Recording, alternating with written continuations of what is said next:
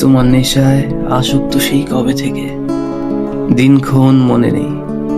মনে আছে শুধু মাঝরাত্রিরে পূর্ণিমা সাদা আলোয় তোমার মুখের হাসিখানা যখন দেখছিলাম, তখন মনে হয়েছে এটাই মনে হয় আমার সুরা পাত্র, যার মাদিরায় আকণ্ঠ ডুবে যেতে পারি আমি, ভুলে যেতে পারি জাগতিক সব মোহমায়া।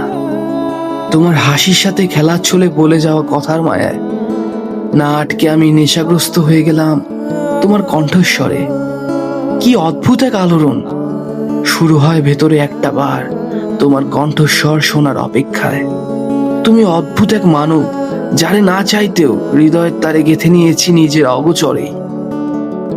মন্ত্রমুগ্ধের মতো আটকে গেছি তোমার নির্বাক চাউনিতে, যেখানে অজস্র কথারা ছটফট করে বেরিয়ে আসতে চায় হৃদয়ের বন্ধ দুয়ার খুলে।